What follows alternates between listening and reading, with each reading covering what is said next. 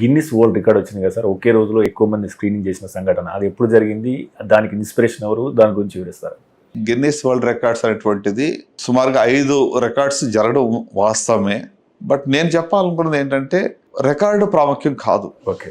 Even if single life మనం touch చేయగలిగి వాళ్ళ జీవితంలో ఒక జబ్బు రాకుండా ఆపగలిగితే, ఒక డిసీజ్ని ప్రివెంట్ చేయగలిగితే, లేక అర్లీగా కనుగొని వారి యొక్క ప్రాణాలను కాపాడగలిగితే దానికన్నా గొప్ప రికార్డు ఏది లేదు. అది నా యొక్క ప్రిమైస్. అంటే కొన్నిసార్లు ఒక ఆర్గనైజేషన్ మొదలుపెట్టినప్పుడు మరి ప్రజల్లో పార్టిసిపేషన్ కానివ్వండి, ఉత్తేజనం తేవడానికి కానీ, చైతన్యం కోసం కూడా కొన్నిసార్లు స్కేలబుల్ వర్క్ చేయాల్సి వస్తుంది. అలాంటిది మరి రొమ్ము క్యాన్సర్ సంబంధించి 2016లో అవగాహన సదస్సు కానివ్వండి, స్క్రీనింగ్ క్యాంప్ కానీ పెద్ద ఎత్తున చేసాం. అది మరి గిన్నిస్ వరల్డ్ రికార్డ్ చేయబడింది. తర్వాత ఓరల్ క్యాన్సర్ సంబంధించి మరి మహబూబాబాద్లో ఒక పెద్ద క్యాంపెయిన్ పెట్టాం. సుమారుగా 12 నుంచి 13 వేల మంది ఆ రోజు ఒక క్యాంప్లో పాల్గొన్నారు.